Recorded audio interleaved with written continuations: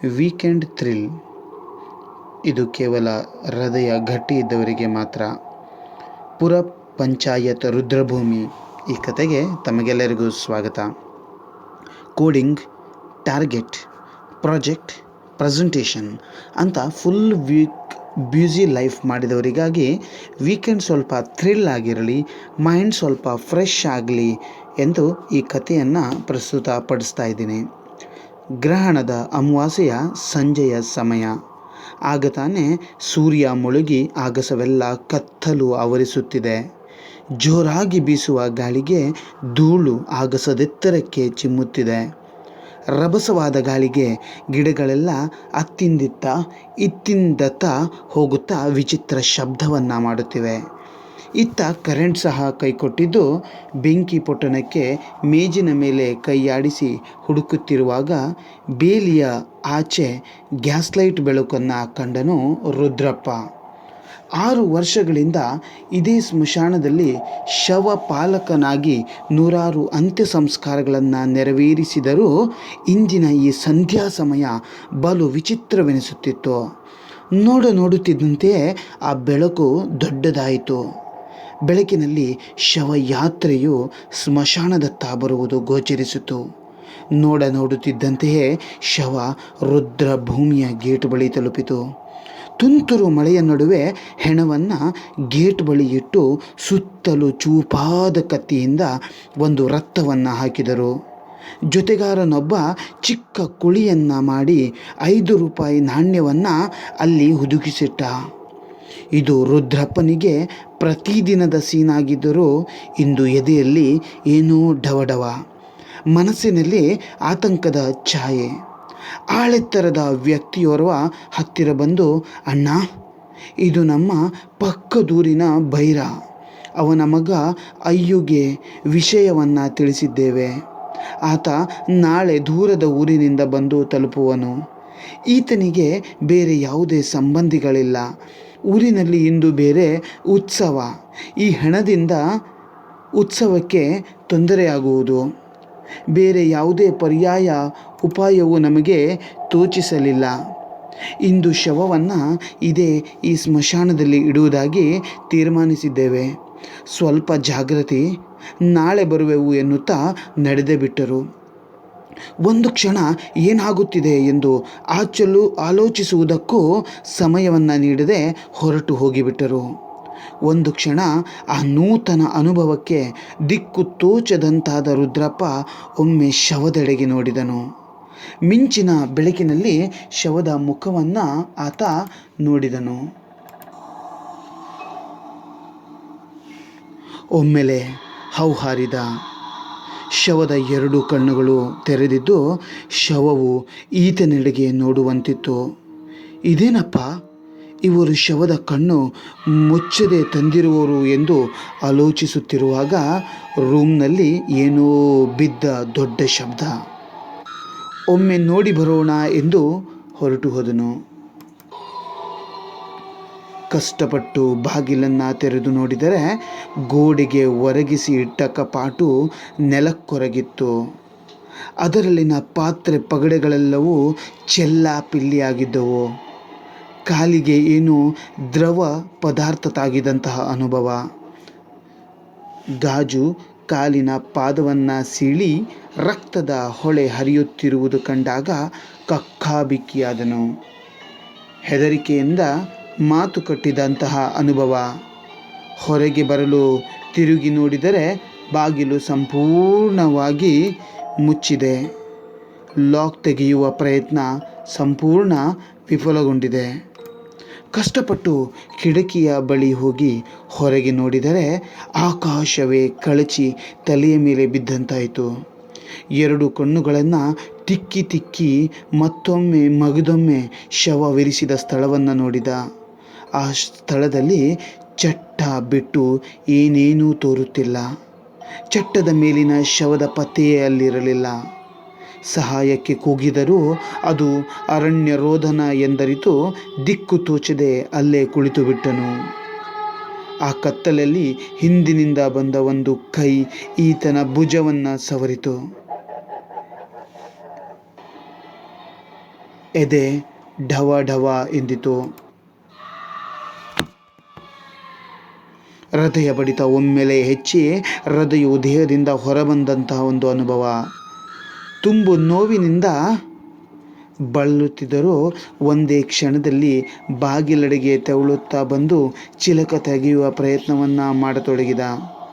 ಮಿಂಚಿನ ಆ ಮಂದ ಬೆಳಕಿನಲ್ಲಿ ವಿಕಾರ ಆಕೃತಿಯೊಂದನ್ನು ಆತ ನೋಡಿದ.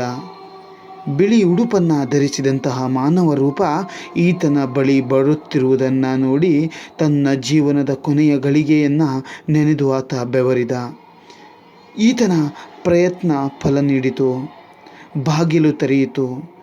ರಕ್ತಸಿಕ್ತವಾದ ಕಾಲಿನಿಂದ ಕಷ್ಟಪಟ್ಟು ಹೊರಗೆ ನಡೆದ.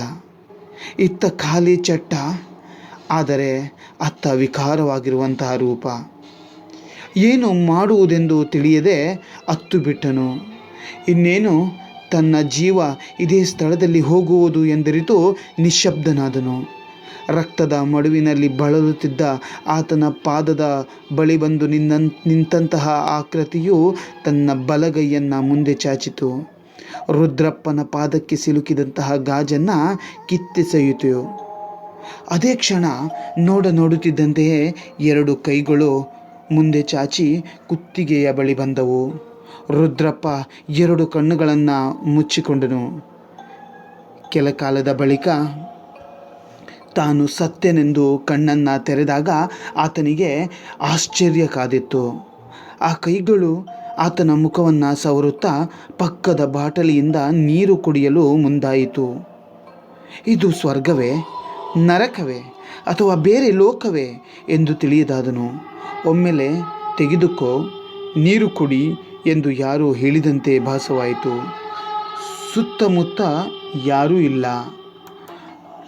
ಆ ಧ್ವನಿಯ ಮೂಲ ಎದುರಿನಿಂದಲೇ ಬಂದಿದ್ದು ಎಂದು ತಿಳಿದು ಕುಲಂಕುಷವಾಗಿ ನೋಡಿದಾಗ ಅತ್ಯಾಶ್ಚರ್ಯವಾಯಿತು. ಅರ್ಧ ಗಂಟೆಯ ಮುಂಚೆ ನೋಡಿದ ಶವ ಈಗ ಈತನೆದುರು ಮಾತನಾಡುತ್ತಿತ್ತು. ಅಣ್ಣ, ನಾನು ಜೀವಂತ ಇದ್ದೇನೆ, ಸಾಯಲಿಲ್ಲ. ಈ ಜನರ ಕರ್ಮ ಎಂದಾಗ ಹೋದ ಜೀವವು ಪುನಃ ಬಂದಂತಹ ಅನುಭವ ಆತನಿಗೆ ಆಯಿತು. ಅಚಾತುರ್ಯಕ್ಕೆ ಇದೇ ಸರಿಯಾದ ಉದಾಹರಣೆ. ವಯೋಸಹಜ ಅನಾರೋಗ್ಯದಿಂದ ಬಳಲುತ್ತಿದ್ದಂತಹ ಬೈರ ಮಾತ್ರೆಯನ್ನು ಸೇವಿಸುವುದಲ್ಲಿ ಎಡವಟ್ಟು ಮಾಡಿಕೊಂಡಿದ್ದ ಅಷ್ಟೇ. ಅದು ಆತನ ದೇಹ ತಣ್ಣಗೆ ಉಸಿರು ಕಟ್ಟಿದ ರೀತಿಯನ್ನಾಗಿಸಿ ಮೂರ್ಛೆ ಹೋಗುವಂತೆ ಮಾಡಿತ್ತು. ಇದನ್ನು ಗಮನಿಸಿದ ಸ್ಥಳೀಯರು, ಯುವಕರು ಈ ಕುಲಂಕುಷವಾಗಿ ಅದನ್ನು ಪರಿಶೀಲಿಸದೆ ಬೈರ ಮೃತನಾಗಿದ್ದಾನೆ ಎಂದು ಸ್ವಯಂ ಘೋಷಿಸಿ ಮುಂದಿನ ಕಾರ್ಯವನ್ನು ನೆರವೇರಿಸಿದ್ದರು. ನೋಡಿ, ಬಿಸಿ ರಕ್ತದಿಂದ ಕ್ಷಿಪ್ರ ನಿರ್ಧಾರವು ಸಹಜ, ಆದರೆ ಅದರಿಂದಾಗುವಂತಹ ಅನಾಹುತವನ್ನು ಊಹಿಸಲು ಸಾಧ್ಯವಿಲ್ಲ. ಆದ್ದರಿಂದ ನಾವು ಸಮಾಧಾನವೇ ಪ್ರಧಾನ ಎಂದು ತಿಳಿದುಕೊಳ್ಳಬೇಕು. ಸ್ಮಶಾನದಲ್ಲಿನ ತುಂತುರು ಮಳೆಹನಿ ಆತ ಪುನಃ ಪ್ರಜ್ಞೆಗೆ ಬರಲು ಸಹಾಯವನ್ನು ಮಾಡಿತ್ತು. ಸತತ ಮಳೆಯಿಂದ ಎದ್ದು ಬಾಯಾರಿಕೆಯಿಂದ ನೀರನ್ನು ಹುಡುಕಲು ಪ್ರಾರಂಭಿಸಿದ. ಕತ್ತಲಲ್ಲಿ ಮುಂದಿನ ಬಾಗಿಲು ಗೋಚರಿಸಿದೆ. ಹಿಂದಿನ ಬಾಗಿಲು ತೆರೆದಿರುವುದನ್ನು ಗಮನಿಸಿ ಒಳಗೆ ಬಂದು ನಿಂತು ಕೇಳಿದ್ದ. ರೂಮ್ಗೆ ಹಿಂಬದಿಯಲ್ಲಿ ಮತ್ತೊಂದು ಬಾಗಿಲು ಇರುವುದನ್ನು ರುದ್ರಪ್ಪ ಮರೆತು ಹೋಗಿದ್ದ. ಯಾವಾಗಲೂ ನಾವು ಕಷ್ಟದ ಸಮಯದಲ್ಲಿ ಕಷ್ಟದ ಬಗ್ಗೆ ಆಲೋಚಿಸದೆ ಪರಿಹಾರದ ಬಗ್ಗೆ ನಾವು ಆಲೋಚಿಸಬೇಕು. ಆದುದರಿಂದಲೇ ತನ್ನೆದುರು ಇದ್ದಿದ್ದು ಮನುಷ್ಯನಿರಬಹುದು ಎಂಬಂತಹ ಒಂದು ಆಲೋಚನೆ ರುದ್ರಪ್ಪನಿಗೆ ಬರಲೇ ಇಲ್ಲ. ಸದಾಕಾಲ ನಾವು ಮಾಡುವ ಒಳ್ಳೆಯ ಕರ್ಮಗಳೇ ಸ್ವರ್ಗವಾಗಿರುತ್ತದೆ ಮತ್ತು ಕೆಟ್ಟವು ಯಾವಾಗಲೂ ನರಕವಾಗಿರುತ್ತದೆ.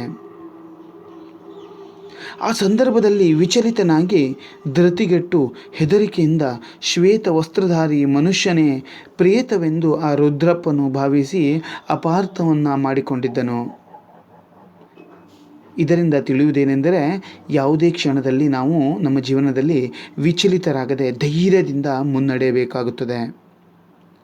ಗಾಳಿಗೆ ಮುಚ್ಚಿದ ಬಾಗಿಲನ್ನು ಗಮನಿಸದೆ ಚಿಲಕ ತೆಗೆಯುವಂತಹ ಪ್ರಯತ್ನವನ್ನು ರುದ್ರಪ್ಪ ಮಾಡಿದ್ದನು. ಇದು ಜೀವನದಲ್ಲಿ ನಿರ್ಧಾರವನ್ನು ಕೈಗೊಳ್ಳುವಂಥ ಮುನ್ನ ಒಂದು ಕ್ಷಣವನ್ನು ನಾವು ಶಾಂತ ಚಿತ್ತರಾಗಿ ಆಲೋಚಿಸಬೇಕು. ನೀರು ಕೊಡಲು ಕೈ ಮುಂದೆ ಮಾಡಿದ್ದನ್ನು ಅಪಾರ್ಥ ಮಾಡಿಕೊಂಡು ಆ ಪ್ರೇತವು ತನಗೆ ಕೊಲ್ಲುತ್ತದೆ ಎಂದು ತಿಳಿದುಕೊಂಡಿದ್ದ. ಇದರಿಂದ ತಿಳಿಯುವುದೇನೆಂದರೆ, ಜಗತ್ತಿನಲ್ಲಿ ಎಲ್ಲರೂ ಕೆಟ್ಟವರಿಲ್ಲ, ಜಗತ್ತು ಕೆಟ್ಟು ಹೋಗಿಲ್ಲ. ನಾವು ಮಾನವತಾ ಧರ್ಮವನ್ನು ಪಾಲಿಸೋಣ, ಇತರರನ್ನು ಈ ದಿಶೆಯಲ್ಲಿ ಮುನ್ನಡೆಸೋಣ. ಸುಂದರ ಜೀವನವನ್ನು ನಡೆಸಲು ಅವಶ್ಯಕವಾಗಿರುವಂತಹ ಸರಳ ಮಾರ್ಗೋಪಾಯಗಳನ್ನು ತಿಳಿಯಲು ಈ ಪ್ರಯತ್ನ. ತಮ್ಮ ಬಿಡುವಿಲ್ಲದ ಸಮಯದಲ್ಲೂ ಈ ಕಥೆಗಾಗಿ ತಾವು ವ್ಯಯಿಸಿದ ಸಮಯಕ್ಕೆ ನಾನು ಆಭಾರಿ. ಈ ಸರಳ ಜೀವನ ಸೂತ್ರವನ್ನು ಅನ್ವಯಿಸಿಕೊಂಡು ಸಂಸಾರ ಸಾಗರವ ಸಸಾರವಾಗಿಸಿಕೊಳ್ಳುತ್ತಾರೆಂಬ ಅಚಲ ನಂಬಿಕೆ ನನಗಿದೆ. ತಮ್ಮ ಅನಿಸಿಕೆ, ಅಭಿಪ್ರಾಯ, ಸಲಹೆ, ಸೂಚನೆಗಳೇ ನನಗೆ ಸ್ಫೂರ್ತಿಯ ಪೋಷಕಾಂಶ. ನಮಸ್ಕಾರ. ಶುಭ ಸಮಯ.